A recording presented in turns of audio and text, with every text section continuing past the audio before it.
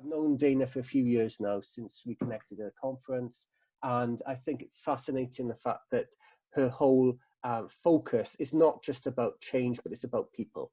And really, for me, it's about getting people to actually demonstrate the best that they can be as people, and understanding how to go forward and make the most of what they can with the world. And that, for me, is what really inspires me with the work that Dana does and everything. I know she's written some fantastic books, and I'm sure some of you have actually read some of those books that are on the call. Those that haven't, go and seek them out, because they're really good reads and stuff to get you thinking as well as get you inspired by some of the content stuff.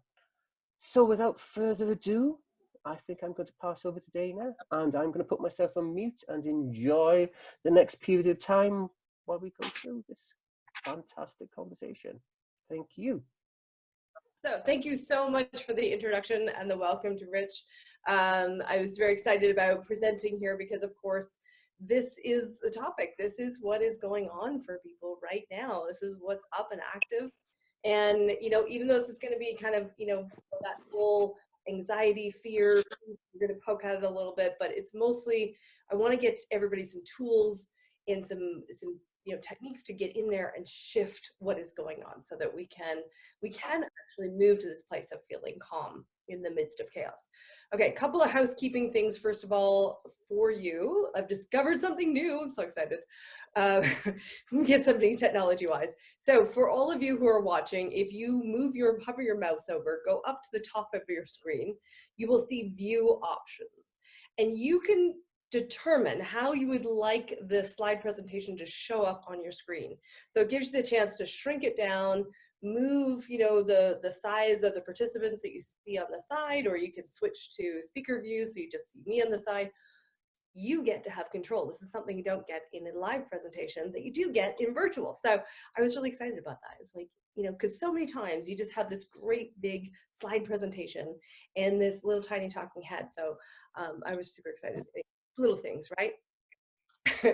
So, oops, actually, I didn't want to go that way.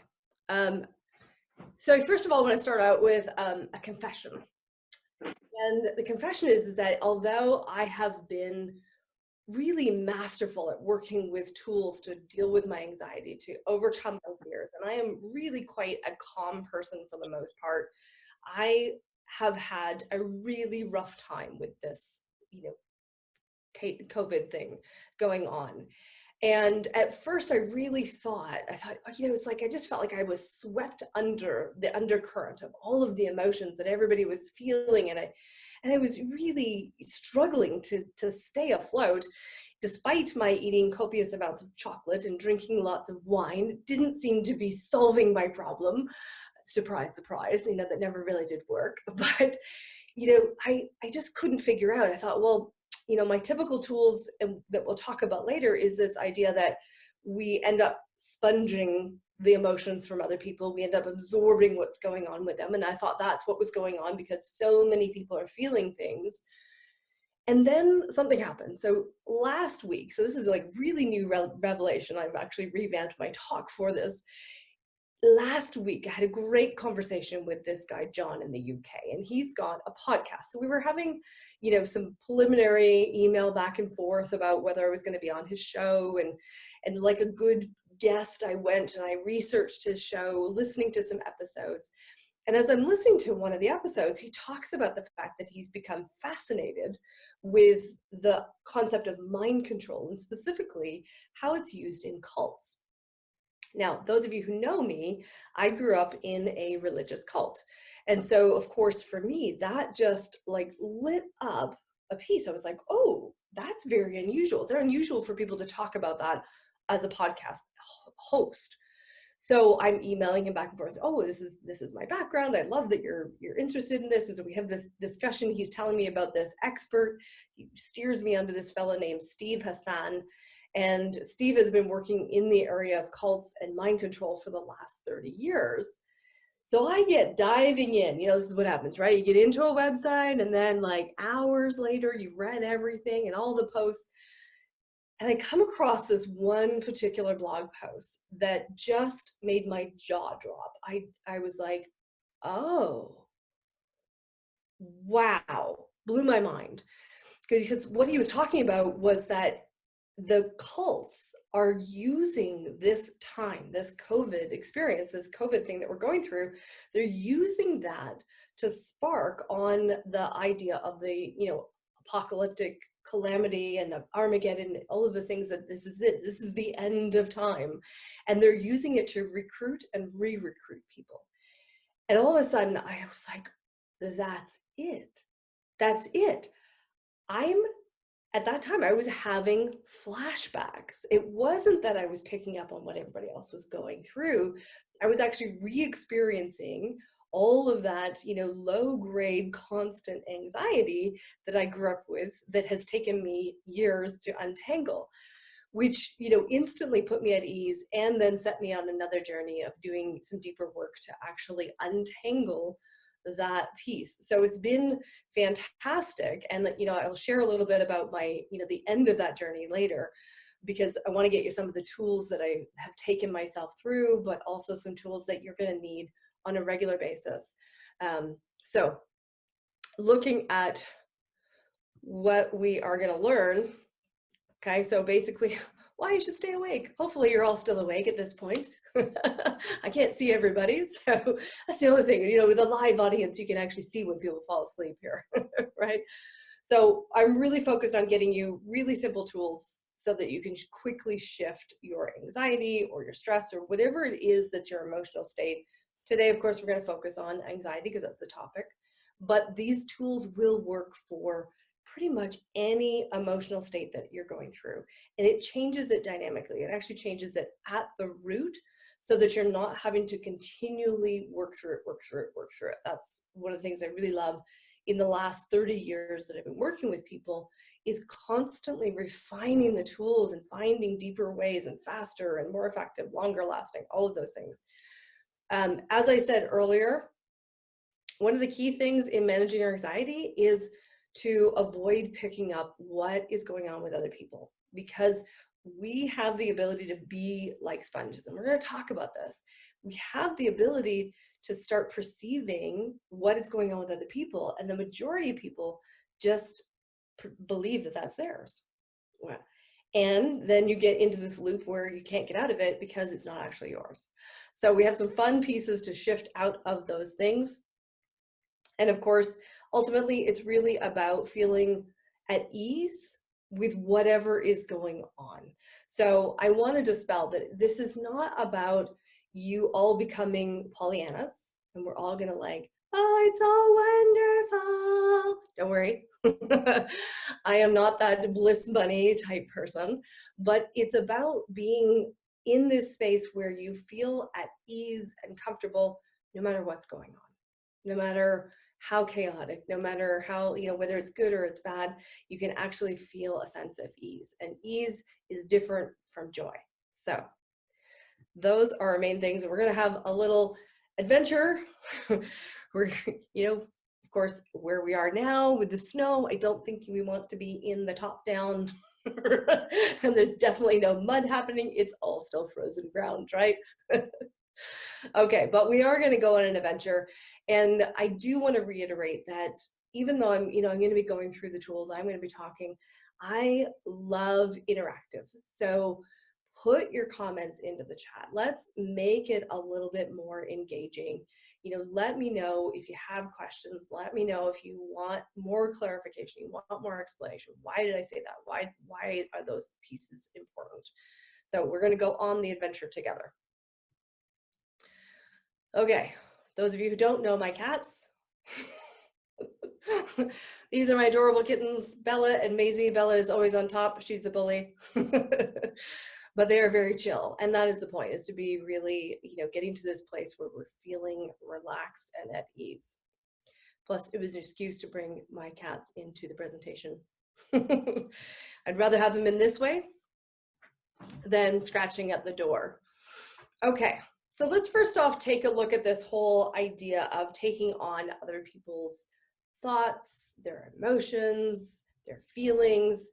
And back in, you know, around 2001, 2002, there was an amazing study that was done where they had participants in Tokyo and participants in New York. And they were getting the participants to decipher or predict what was the predominant emotion that the other person they were paired up with in the other opposite city, what they were feeling. And the rates, the rates of accuracy were beyond, well beyond the ability to just guess. So the rate of accuracy is somewhere in around 78%. Now, to predict that accurately just by guessing is absolutely impossible, because what feeling? You know, what is it? It could be any feeling. So the piece to extrapolate out from this is that if somebody in Tokyo can pick up on what somebody is feeling in New York, then would it make sense that we have the ability to pick up on feelings of people around the globe? Because literally Tokyo and New York are on opposite sides of the globe. So we have that ability. Now, if we extrapolate that out a little bit further and we say, okay, if we're able to pick up on feelings and emotions of other people around the world, then what if, this is the question I always love asking, it's like, what if we make that assumption, we make that leap and we say, what if at least 90% of what we feel is not even ours? Now, this is really helpful when we're talking about anxiety or fear or emotions that we don't necessarily want to feel. And we start to say, okay, what if that's not actually ours? And then we're left with like 10% that we need to do something with. That makes the feeling of, you know, all of these emotions, that makes them kind of more manageable. So hopefully that's, oh, well, unmute. Okay, now there's always somebody that says to me, well, yeah, but I feel them, so they must be mine. Okay, now saying that you feel them and so therefore they are yours is kind of a unscientific way of proving that it's yours. Because here's the reality, and I'm sure everybody has experienced this. How many of you can just like use the little, there's down the bottom, there should be like some emotions or reaction buttons. There's a raise hand and there's a clap. So you can pick one or both, whatever. And I want you to just, how many of you have experienced this where you have walked into a room where there's been an argument and it stopped maybe 5 minutes ago, so nobody's saying anything, you haven't heard the argument, but you walk in and you can feel that there's been an argument? We got some thumbs up. Awesome. Yeah, you guys are feeling that. Yeah. It's pretty hard to miss it. Pretty hard to miss it. So in that's proof that you have the ability to feel what's going on with other people. Now, if you remember, if you think about what did it feel like when you walked into that room? Did it just feel like it was outside your body? Or did it feel like you just walked in and immersed yourself into it, where it's like inside your body? And this is the thing, is that when we have that experience of the emotion, we feel it in us. We feel it as if it is ours. But in that circumstance, we have something outside that we can point to and say, that's that. But when we're sitting at home and we have this kind of nondescript anxiety happening, and we don't have something that we can point to, we often assume that it's ours. If, you know, I'm feeling it in my body, so therefore, of course, it must be. But I want to flip that around and say, even if you don't quite buy this just yet, run with me and say, what if? What if 90% of what I'm feeling is not mine? What if I can just have a really simple way to let it go? And that's where we want to get to with this tool. So maybe my slides will work. Okay, so we want to look at how we avoid taking on all of that emotional crap with others. Again, you know, gotta slide the cats in. So here's what we're gonna do with the tool. I want you each to imagine that you have a bubble around you, okay? So it's like an egg-shaped bubble around you. And you're each gonna pick your favorite color, okay? Now, what you're gonna do is you're gonna fill that bubble that imaginary bubble, you're going to fill that with your color. Just see that in that bubble, okay? Now, as we move that color out, what is going to happen is that that color is not going to dilute. This is magical color. This is really great. It's magical color. So it's going to move out, but it's just going to take up more space. So if you start with a vibrant red, it doesn't become a pale pink at the end. It's still a vibrant red going all the way out. All right. So now what I want you to do is I want you to take a nice deep breath. And we're going to go from that bubble that's around you to filling all of the room that you're in. And just see it. All right. So just see. And this is what the beauty of a color is, that you can just imagine this translucent color running, filling all of the room. And then we're going to keep going. We're going to fill all of the city that you're in. So I'll give you a minute if you happen to be in Toronto, so you can fill the whole thing. Okay. And then we're going to keep going. I want you to fill all of the province or state that you're in. And then keep going. Imagine being able to fill all of the country that you're in. And we're going to do one more big expand out. We're going to fill all of the world with your color. Now at this point, if you notice, if you just kind of do a little check-in compared to when we started, before we did the bubble, how many of you feel like there's more space in your body? You can use the raise hand or the reactions. More space.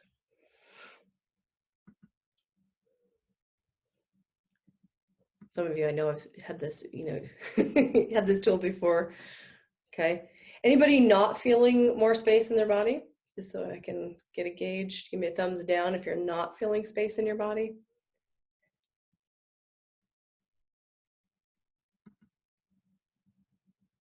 Cool. Okay. Nobody seems to not be feeling it.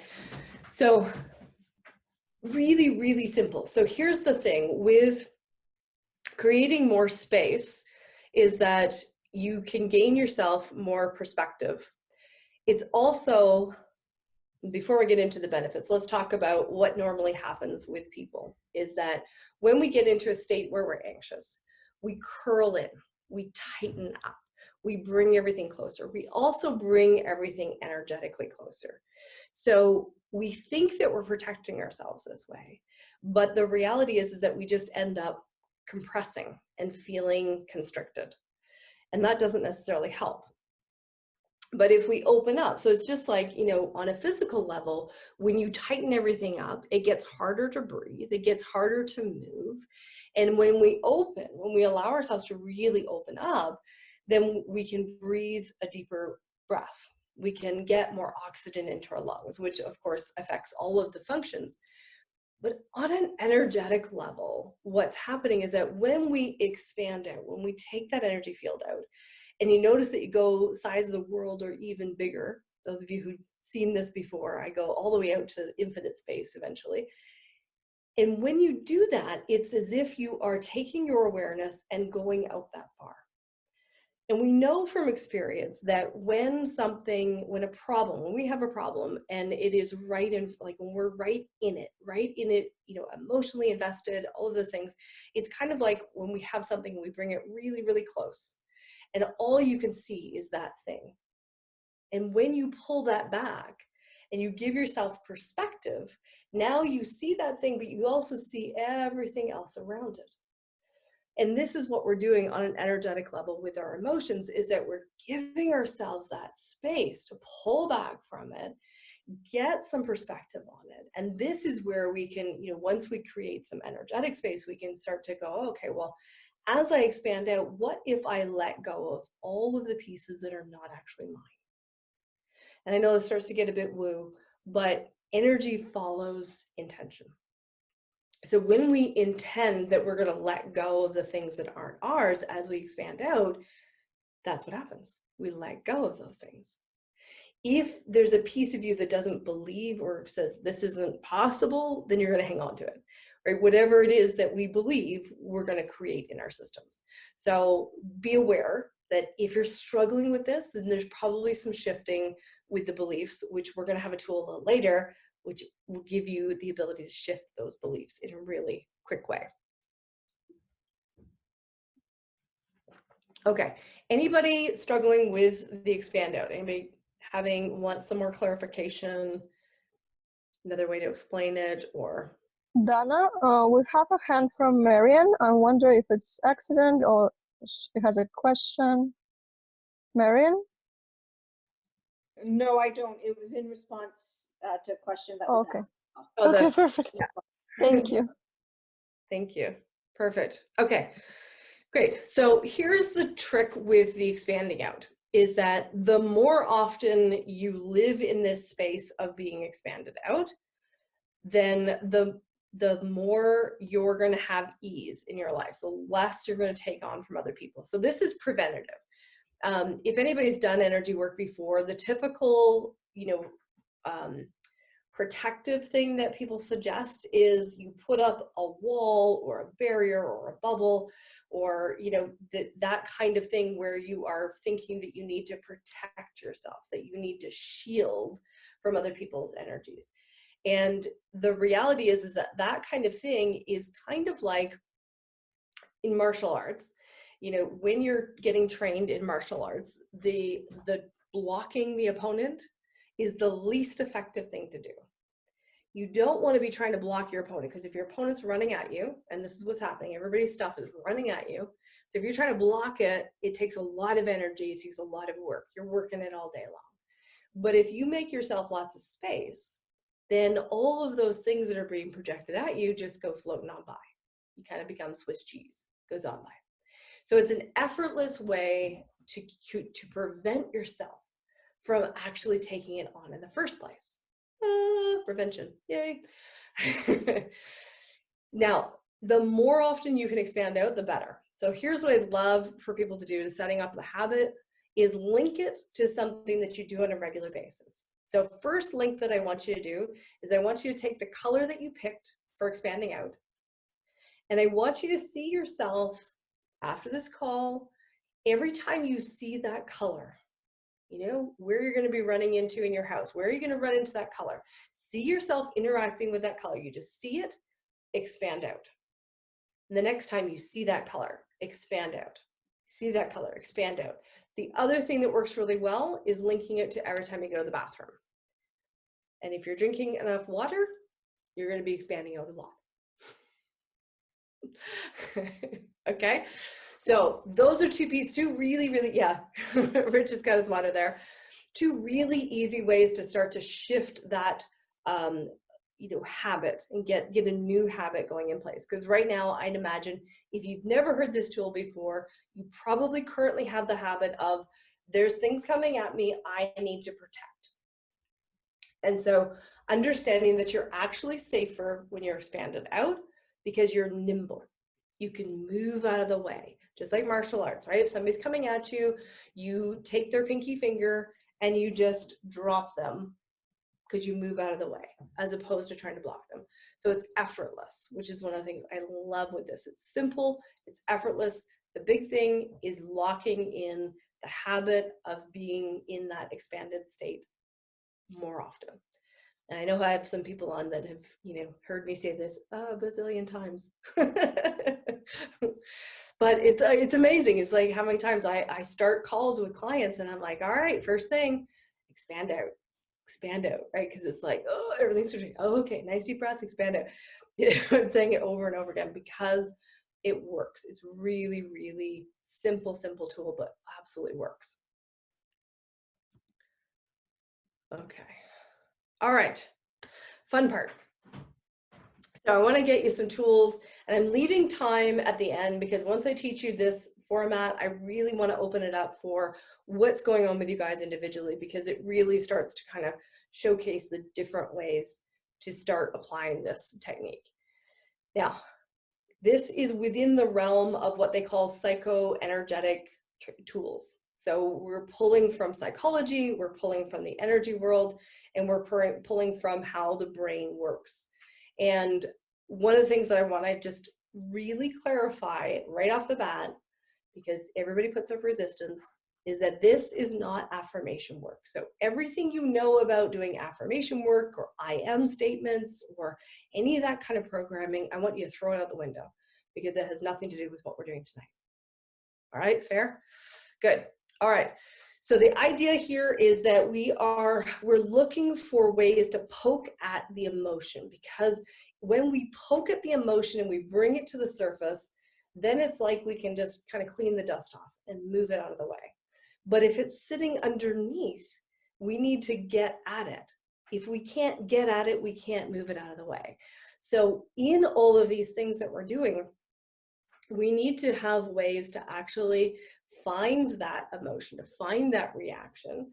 And then we're using a combination of breath work and some meridian therapy to move it, disconnect it from the incident, whatever it is. So maybe it's from a memory, or it might be in reaction to what somebody's doing. There's so many ways to use this and apply this. It's dramatic. It's been one of my go-to tools. I've used probably 30 different variations. Mary's been with me for a long time. She's seen all the different iterations of this, and it continues to work. And here's the great thing with psychoenergetic tools is that it does not have to be done perfectly. I don't know about you, but that gets me excited, because you can mess it all up, and as long as your intention and your belief is held in that this will work, it works. So you can stand on your head, or you can rub your head and pat your stomach, or any of those things. Like, you can do all of that if that's what makes you feel like that's moving it and shifting it. Great, that will work. I'm just going to show you a really simple way that over the years, again, I like narrowing it down. Some simple ways to move this out. So like I said, first thing we've got to do, we've got to access the emotion. Now, accessing the emotion, I'm giving you the DIY version tonight, okay? But we're going to walk people through it. So we need to identify what's going on. Now, getting in there and finding out what the emotion is, what's causing it, what your belief is. One of the best ways that I have seen for people is by journaling, all right? So this is where you get in there and you just like, bleh, okay? This is not your pretty journaling that you're gonna make into a blog post. This is I am so mad at so-and-so because they're such a blah, blah, blah, right? Like really uncensored journal. The more uncensored, the better, because that's what's allowing you to just get at the core. What is going on? What is your stuff, right? What is your crap about this? So really allow yourself to get in there, get dirty with it, make that list. The list part is another way to do this, is that take in and make a list of what or who is annoying you, right? In particular, okay, so this one's really great if you have that one person that's just driving you mental. Coworker, employee, spouse, all those people. And you dig in there, and again, uncensored list of why they're bugging you. I hate it when they do XYZ.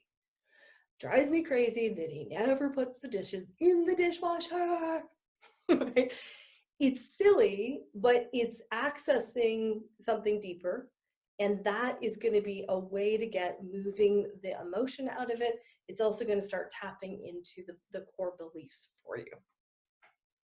Okay, so that's your first step. You're going to do those, get those rolling, either a list or journal. Both are fabulous.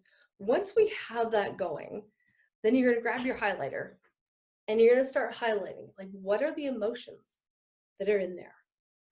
I'm so angry when they do this, right? So you're going to, highlight that anger, highlight what it is, that the behavior that they're doing. I hate so-and-so because they're so arrogant.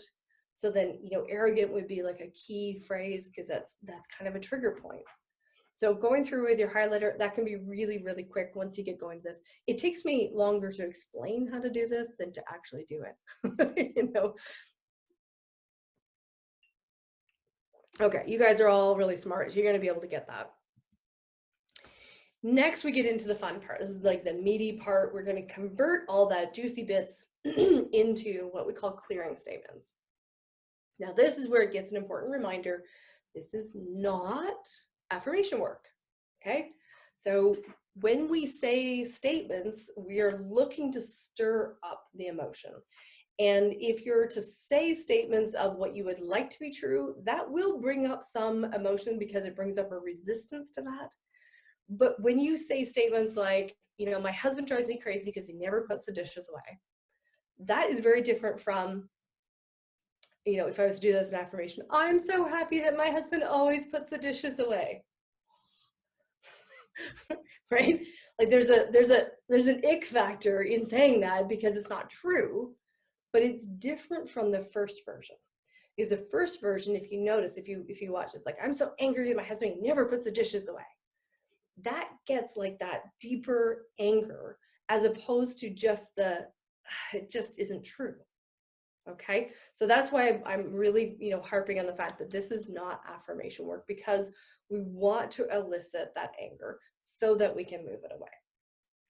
All right, now taking your key phrases, we're going to convert these into clearing statements. We'll start with a really simple conversion. So we have two variations. So I'm okay to, and I'm okay to not.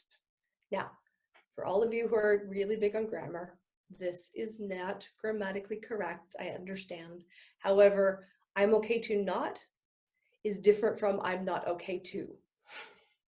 So we want to stick with the piece that's actually going to get at the root, get at the part that we need to clear.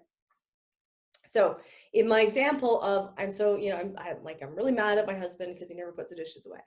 So I would take that piece of never putting the dishes away, because that's the behavior that annoys me, and I'm going to plunk that in at the end of my statement. So I'm okay to never put the dishes away. Then what we're going to do is we're going to take a nice deep breath and just release with the intention of letting go of the emotion on that. Now, it's rare that it's going to go on one shot. So what we're going to do is we're going to do that statement again, and we say, I'm okay to never put the dishes away. And you notice that, like, it doesn't bring up as much charge. Oh, cool. Okay, nice deep breath. And then just release the rest of it. And then I'm going to check in again. I want to check in one more time, make sure that it all went. I'm okay to never put the dishes away. Okay, now we're kind of at a neutral state. And neutral, I always love explaining neutral as if you say the statement out loud, the sky is blue, the vast majority of people will have a neutral feel on that statement. That's what neutral feels like. So I know you're all muted, but you can just run through it. I want you to say out loud, the sky is blue.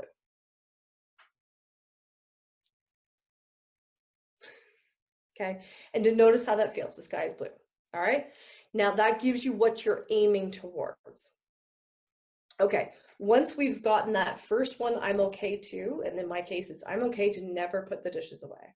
Then we want to look at the opposite of that, because often we have, you know, emotions or what we call energetic charge on the not doing it. We have judgments about not doing it. So, and again, not grammatically correct, but I'm okay to not never put the dishes away.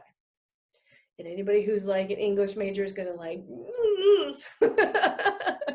so if, you know, some of them, if you need to adjust it a tiny bit, really what we're looking for is that I'm okay with doing this behavior, I'm okay with not doing this behavior. So if you need to adjust the language a little bit, just make sure you keep the continuity of I'm okay with doing the behavior, I'm okay with not doing the behavior. That make sense? Okay, good. So, and again, you run through the statements. Now for me, there was really no charge on that. I'm okay to not never put the dishes away. You know, it's neutral already. So then I'd be done with that one. But if there was a little bit of energetic charge, if it didn't feel totally neutral, then I would go through the same process of taking that deep breath and releasing it and checking in until it's clear. Okay. So like I said, this takes way longer to explain than to actually do. And really, if you do the pieces, if you do that journaling, 5 minutes a day of journaling of what's irritating you, and you convert them even into the basic statements to move them out, what you're going to do is you're going to start to release the emotional or energetic charge on some of the smaller things, the day-to-day things that are irritating you. And it's kind of like, you know, noise, the noise level, right? If you're out on a busy street in Toronto and there's beeping and honking and that's kind of like what's going on in the background of all of the things that we have going on in our head, of all the things that irritate us. It's like, you know, it's like being in India. There's so much noise, right? And then what we're doing is we are slowly taking out one element of noise each time we move these statements to neutral. And so what's happening is that we're going to relocate you from India, you know, eventually up into the Muskokas where you can hear the birds chirping instead. And feeling that sense of ease, put you on the Muskoka chair, sipping a glass of wine or whatever it is that you want to sip on the deck. Okay, so that's the idea of where we're going this and why we're going that. I want to check in with you guys. Any questions? Because this is, I've given you like a full chunk of information, a new tool. I want to make sure everybody's got it.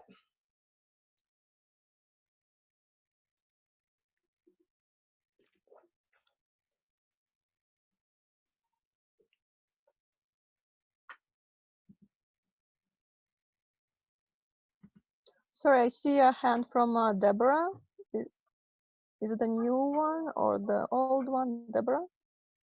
Hi Dana. With your statement, I was a little confused because, okay, say someone that you're maybe quarantined with, or maybe not, continually blames you for anything that's wrong, even if you didn't do it. Like, who left this here? Who did that? Who did that? And so you get angry after a while because you're getting blamed for everything. So it's about their behavior and their judgment of you. So how do you change that into a statement?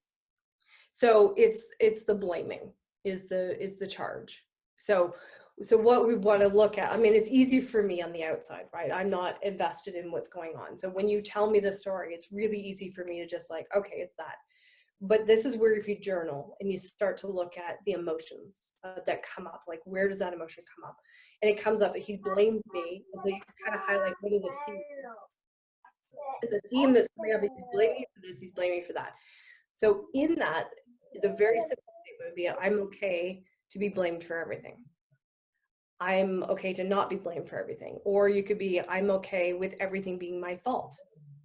I'm okay with him making everything my fault, right? There's a lot of variations that we can work with in here. And each of the variations might just kind of like get at that emotion a little bit differently, right? Just a little. So things that are supercharged, then I would really encourage you to come at it from multiple angles. Find those variations of words that are going to work to really, you know, pull up that emotion, that energy. Does that clarify it? Yeah, but you're not intending to have someone accept something and say, yeah, okay, that's the way it is, but just rather become more at ease with it. It's about your emotional state, not his. Right, but by saying it's okay to be blamed, I'm not saying it's okay to be blamed. No. I'm not saying I want to be blamed. It's my fault. That's why I'm saying, that's why I really dive into the fact this is not affirmation work. We are not trying to. What we're trying to do is clear your emotional reaction to being blamed. And so when you don't have a charge about him blaming you for everything, one of two things will happen. And this happens over and over again. Little side story. So my husband, yeah, he loves to be food police. And it used to drive me batty. We would like get into big arguments. I would be tearing a strip off him every time he did it.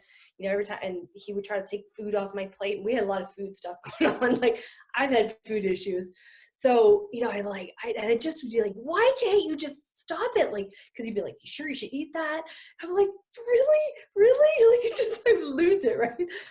And then I finally realized, okay, I need to do some work with getting to be okay. So I was like, I did a lot of work around, I'm okay with him being food police. I'm okay with him trying to eat my food. I'm just like all of these things. And I got it to the place where I was like, all right, I really became neutral about whether he was going to do it or not. And the minute that I got completely neutral with him doing it, he stopped. I'm like, sure, I've done all this work and now you stop doing it. So that can happen, is that the behavior will stop because you are now no longer engaging in this dance. Because this is what happens in relationships. We get into a dance where one person does something, the other person gets irritated, and they get more irritated, right? You're in this dance. And so when one person steps out of the dance, then the whole dynamic can change. Okay. That makes 100% sense. Thank you. Thank you for asking. And then Rhonda, you've said, you know, do I not agree with affirmation work? Affirmation work, yes and no. So I'm not, those of you who know me, I'm not a huge fan of affirmation work, mostly because I don't find the majority of people do it in a way that is actually effective. So here's the thing, right? Here's my classic. Wealthy people never run around going, I'm a wealthy person, I'm a wealthy person. They just go with the expectation that they're going to find a way to make money. They have the belief that they are going to find a way to have money. So if you're doing, you could use this, you could say the statements and then, but have the idea where you're clearing out any resistance to the affirmation that you're saying. Because that's the thing, like affirmation work in its pure essence, for most people, you need to repeat something anywhere from 1,000 to 5,000 times to start to shift it. Because every time you say the affirmation, and we use my crazy example, I'm a wealthy person, your logical brain is going to go, have you seen the bank account? Can we talk about this? That's not really true, right? And so you're creating an internal conflict in yourself. And so this is my big beef about the way the majority of people do affirmation work and why it doesn't work for them effectively. So, you know, you can combine this with this idea of clearing out your resistance and make your affirmation work 10 times, if not 100 times more effective. So hopefully that clears things up. Great. Any other questions?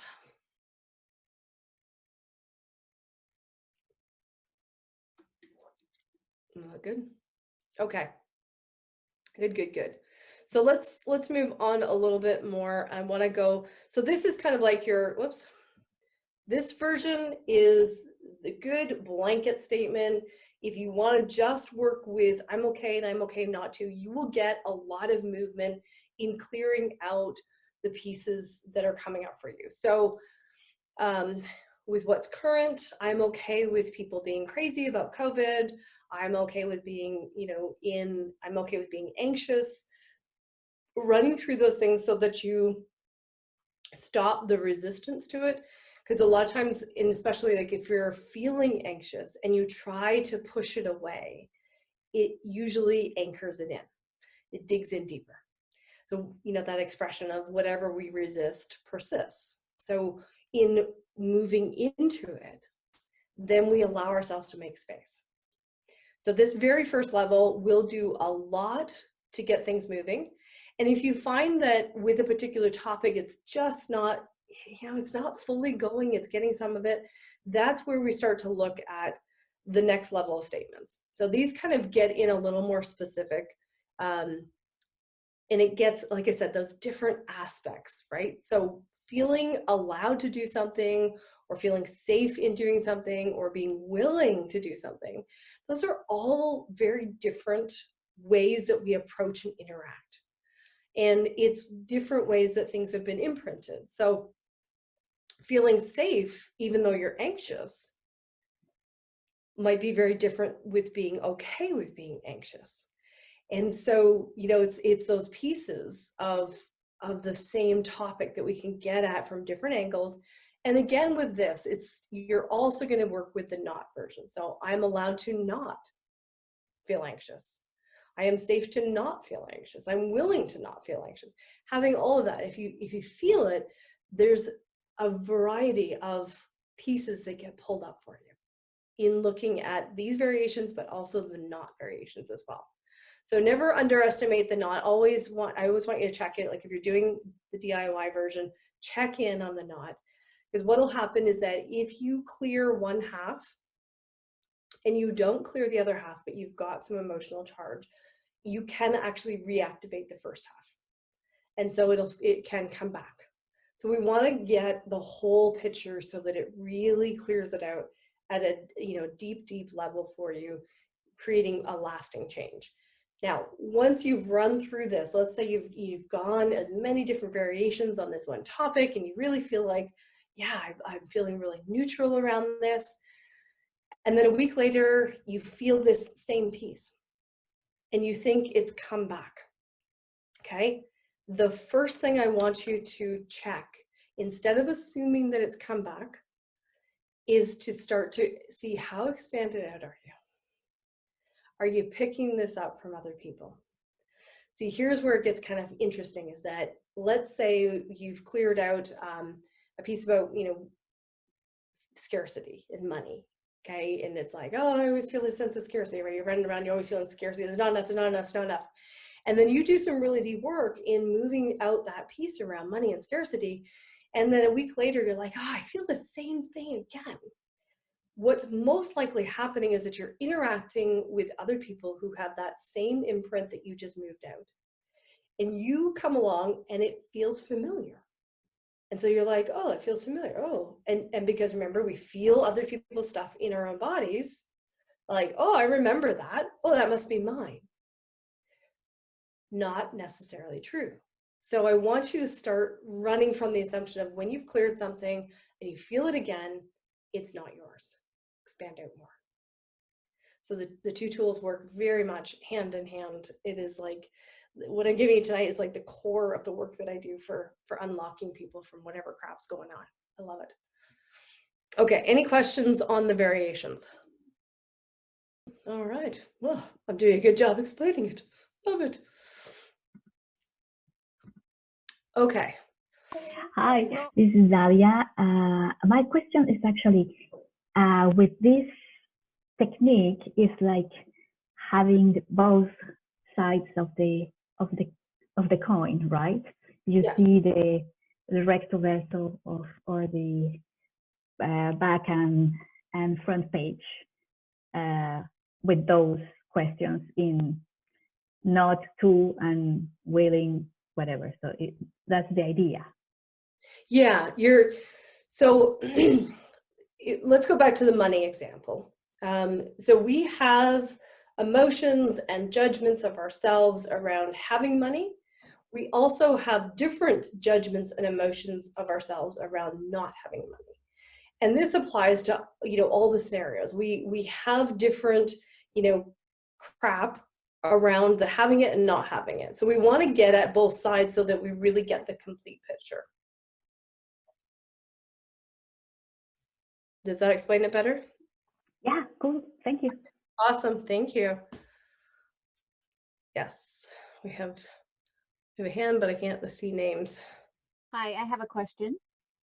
In the not versions, I am allowed, I am safe, I am willing. I imagine that the not version is I am allowed not to, rather than I am not allowed to. Right. Thank Yeah, you. but just like on the first, yes, thank you. It's still grammatically incorrect, but it is the not having as opposed to. That's right. Not Okay, allowed. thank you. Yeah, and you may find that in running the I'm not allowed to brings up different pieces, but then I would encourage you to look, if you want to go down that path of I'm not allowed to have the thing, then also run I'm not allowed to not have the thing. I know, double negative, but it sometimes for some people that grammatical language changes what comes up. So I don't care if you run it in your native language or in English or in, your own made up language. It really is not the point. The point is saying the statements so that we bring up the emotion. And here's the thing, like if you have a statement that's hard to say, emotionally hard to say, not literary hard to say, that's the one that's going to give some real good juice and a really good lift in things. I have an additional question. Yeah. Is it difficult to find those statements? I do a similar process in the work that I do, but it isn't exactly the same. But it matters what the statement is. And you're talking about the emotional impact of it, but it also, I find that it's important that it relates to my doing this or not doing this with it. Like if it's passive, if I'm passive in it, even though it's an emotion, it doesn't get at it the way, it doesn't get at it as strongly as if I'm owning it. I'm owning the statement. Yeah, I mean, typically, like definitely if you just like, I'm okay with feeling anxiety, but if you don't actually, like get into it, and there is a piece to that. The only thing with that in this format is that in saying I'm okay, if you get really passionate about like, I'm okay to feel my anxiety, you're not necessarily going to feel your resistance to having the anxiety. So, play with it. And I would say, there's loads of room for variation and loads of room to say, okay, what's the tweak and the spin that I need to be putting on this for me? But I would say at the core, the essence of it is whatever variation of the statement is going to allow you to feel the connection to that emotion, and then taking the deep breath with the intention to clear the emotion. Thank you. Yeah, great question. I know there's like, I think I've studied 30 different ways of doing this type of energetic clearing, and they all work, which is where I always say it's not the tools, it's you that creates the magic. And I love that. Because for me, it's all about authentic empowerment. I love people to connect with the fact that it's them that's doing it. This is just one way to access it. And so if you need to change it so that it works better for you, great. Do. I love it. And then fun new things happen. I remember one series I was doing a training, and each week we would change how we were clearing so that people could really see that it was not the clearing tool, that it was their choice to clear it. And to really get people connected with the fact that it's them, it's their choice. And that's really an essence that it comes down to. When you make the choice to move it out, it will move. But these facilitate just kind of directing it. And I would also say that in finding the statements, it is far easier to have somebody else find the statement that's going to be really juicy. And those of you who are on the call that know me, yes, that there's always that statement you're like, not saying that, right? I always give my clients permission to give me the finger and then say the statement, because that's when I know I've hit gold. Like when you feel like you want to tell me where to go, awesome. Right? Renee's giving me a thumbs up. Okay, any other questions? We got a couple more that we can take. I have a question. Do you have any strategies for helping to kind of cope with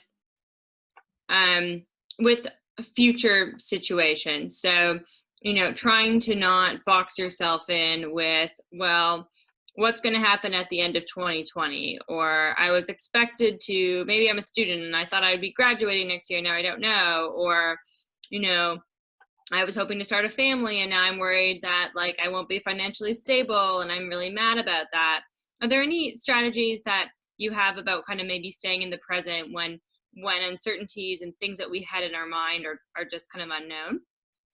Yeah, I would really get you to lean into this tool, because you can use this for future stuff. So the piece about, I'm not sure if I'm going to graduate, then if you turn that into the statement of, I'm willing to never graduate, I'm willing to not graduate until 2022. I'm like, if you have those kinds of statements, you will remove the energetic charge off of that piece that's up and active for you. And then your brain will stop focusing on it.